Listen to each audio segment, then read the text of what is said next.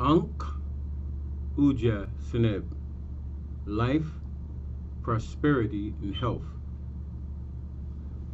Greetings, people. Hatep. There was a debate yesterday, December 18th, at a place in Harlem called Alhambra, between 125th and 126th 7th Avenue, Adam Clayton Power in Harlem. This discussion was supposedly be based around Saa Neter, and I just want to give an account and assessment of what happened based on various references and video content that I saw. What I would like to add is how come none of the real scholars of the language of Saa Neter was not present? I did hear the brother Reggie gave a good account of Saa Neter, but you didn't have Dr. Raketi Amin, Fudishi Salim, Wuja'u Asra Kwesi, the elder Heru, the master jeweler craftsman. None of the pioneers of Saa Neter was there. What I witnessed was chaos, and what I would like to know, what is to be gained with all the confusion? If you're really seeking knowledge, what is all the confusion and the disputing and debating is about? In comparison, I looked at the debates of Dr. Clark, Dr. York, Mfudishi, Dr. Ben. You know, what are you to learn when you being obtuse and hostile? You know, the first thing I witnessed was the black Hebrew Israelite trying to attack the young brother Prince York in defense of his biological father, Dr. Malachi Z. York. As a son, it was an honor for him to defend his father. Not only is this an indoctrinating thing or a doctrine thing, it's a biological thing because that's his father. He's heir to his father. He had every right to defend him. And he had every right to take it personal. But he stayed, calm, cool, and collected. You had the older brothers doing the screaming, other ones saying, "You shut up, you shut up." It went from, a common talk to being, you know, very hostile, over aggressive. But here's my thing from personal experience with Dr. York on March 23rd, 1979, when I took my Shahada. Now, you have most of the people who got this slander going on about the man, never met the man, never had the man smile on them, never shook the man's hand. Some of them never even went to doctrine class and heard the man speak with such inspiration, never been in his presence to feel the magnitude of his aura. I witnessed these things, and I don't have to lie about anything, nor am I a space cadet or a fool. I saw him build. You talking about the late 70s as a young teenager from my father's house, coming from Queens. I would go to Brooklyn. My whole summer was spent there, not in the streets, but at Ansar community, looking at the festivals, looking at the martial arts movies. That's how I learned about Vincent Price and Dr. Fives. There's different movies he would show. Into the Dragon I saw so many times with Bruce Lee. But the thing I'm looking at is that a man like Dr. York and the way he writes with such, proficiency and with such prolific, writing skills, he could have wrote movies. He did write music for various singing groups, so he didn't have to live among his people and suffer among his people, and he could have still been successful as a selfish individual. He didn't do that. He lived among his people wherever they moved, from New York to upstate to Georgia. His people was present with him. So, and a lot of the personal stuff between him and these women. One thing I do know from relationships, you can always get on a train and leave. There was never a thing at the community and anyone I lived in where you couldn't step away. The same women that said, "Oh, he did this to me," could have got on a bus or train and left. You had some of these women that had 3 or 4 of his children, but after he got incarcerated, all the stories came out on Montel about this being. He did this to me. Everybody playing victim, you know. But, that's just my thing in regards to that, So if you're going to make it a doctrine thing, stick to that, because most of you don't know the being, Now, being that the Israelites made it a personal attack on Dr. York, here's my personal you know, thing I want to say to them. When you get into personal attacks with humans, there's always room open for error. And the reason why I say that, if you take a look at the five books of Moses or the Torah, you have a being called Adam who was a prophet, inspired, and supposedly the first man on earth who spoke to God. And even though he had a relationship with God, he still went and disobeyed God and ate the forbidden fruit. Right? He did it anyway. You had a descendant of his called Noah, who became drunk and laid down in his tent in his nudity. One thing I find what Hebrew Israelites do also, they depict some of the monuments of Egypt of men, with their penis erected, and they say that's homosexualism.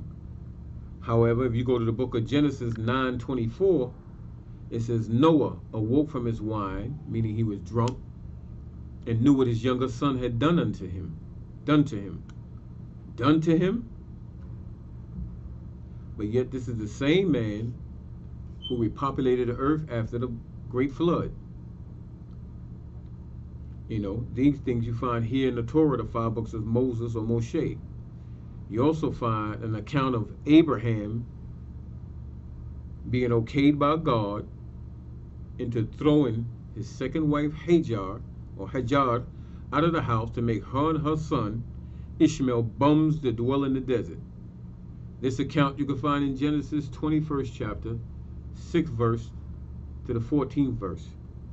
You also have an account of Melech or King David, Dawid, Doayad, however they want to pronounce the word in Hebrew, according to the Hebrew Israelites. As a dowry, he sent foreskins of men's penises as a dowry for a wife. And some people can take the perspective, was that a homosexual act? That you can find in 2 Samuel 3:14. King David as a prophet, the same prophet who received 150 psalms in the year 1037 BCE, had an honest man murdered to have sex with his wife. We talking about Uriah the Hittite. But this was a man who was given the instruction to build the temple, Solomon's temple, but it was passed on to his son Solomon,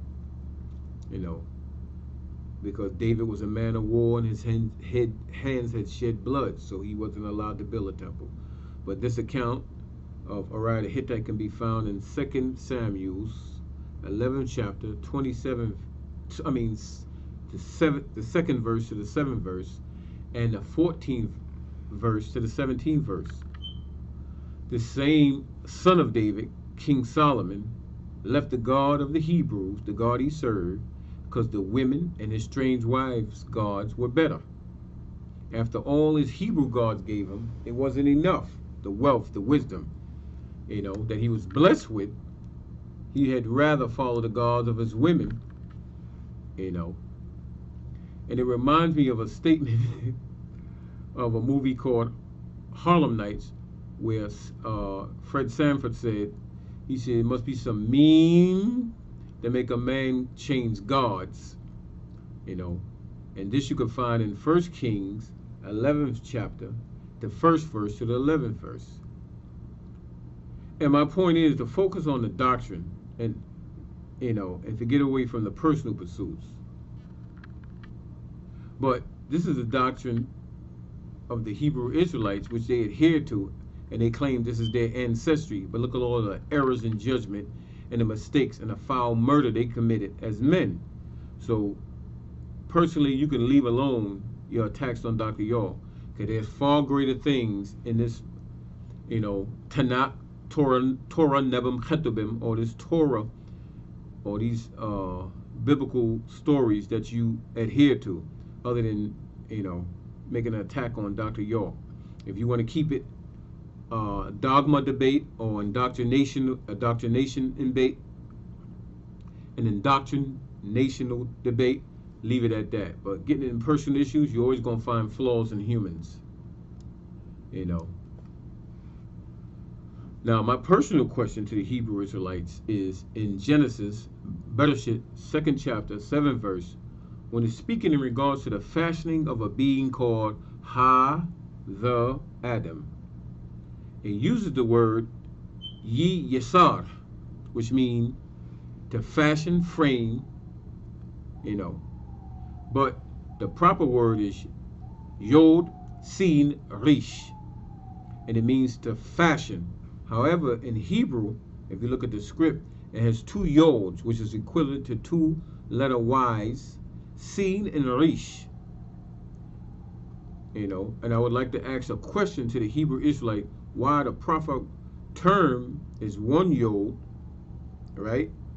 But written in the print in the Hebrew is two yods, Sin and Rish. And you can examine that from any Hebrew manuscript that you can find. And I have it here in my presence at my home. But I'd like to add further, I wish my brother Saa Neter would get a good counsel of learned, experienced elders to teach, and not inexperienced orators that amounts to chaos and confusion. And it's really divides us even more, in our bonding as a people. Because it's getting nowhere. It's just back and forth mudslinging. Your father did this, you did this, you guys are that, We got to heal people. We are hurt, disinherited, group of people. We unique in everything. We do. But we also still hurting. It's a lot of post-traumatic slave syndrome in between us, and we got to iron that out. We just make personal attacks and just crush each other up, But I'll leave you in peace. Hatat, be well.